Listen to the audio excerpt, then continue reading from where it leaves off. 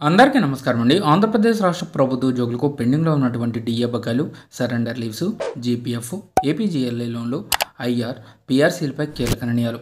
ఈ వీడియోలో వీటన్నిటి గురించి పూర్తి వివరాలు అయితే తెలుసుకుందామండి. ముందుగా వీడియోని సపోర్ట్ చేసే వారందరూ కూడా వీడియోని ఒక లైక్ చేసి మీ తోటి ఉద్యోగ మిత్రుల వీడియోని అయితే షేర్ చేయండి.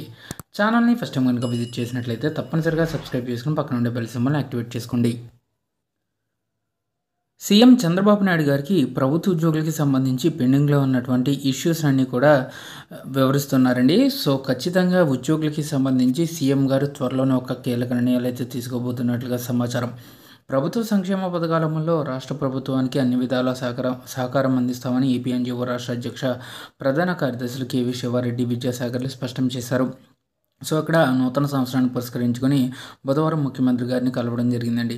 సో ఈ సమావేశంలో భాగంగా ఉద్యోగులకి సంబంధించినటువంటి పెండింగ్ డిఏలు, జీపీఎఫ్, ఏపీజీఎల్ఐ లోన్లు, సరెండర్ లీవ్ బకాయిలు చెల్లించడంతో పాటుగా కొత్త పీఆర్సీని నియమించాలని విజ్ఞప్తి చేయడం కూడా జరిగిందండి. ఇక ఏపీ ప్రభుత్వ రంగ ఉద్యోగులు, గురుకులాల ఉద్యోగుల పదవీ విరమణ వయసును 62 ఏళ్లకు పెంచాలని, అలాగే కాంట్రాక్టు ఉద్యోగులను క్రమబద్ధీకరించాలని వినతిపత్రం సమర్పించారు. ఇటీవలే తెలంగాణ హైకోర్టు ఆదేశాల మేరకు వైద్య ఆరోగ్య శాఖలో నుంచి తొలగించిన ఎంపీహెచ్ఏ సిబ్బందిని తిరిగి విధుల్లోకి తీసుకోవాలని కూడా కోరడం జరిగింది. ముఖ్యమంత్రిని కలిసిన వారిలో యూటీఎఫ్ నాయకులు కూడా ఉన్నారండి.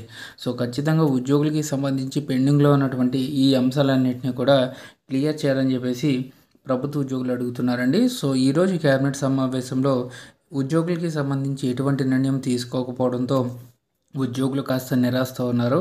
సో చూద్దామండి, సంక్రాంతి కానుక ఎనీ టైం డిఏలైనా ప్రకటించే అవకాశాలు కూడా స్పష్టంగా ఉన్నాయి. సో ఇదండి వాళ్ళ ఎంప్లాయీస్ సంబంధించిన తాజా అప్డేట్స్.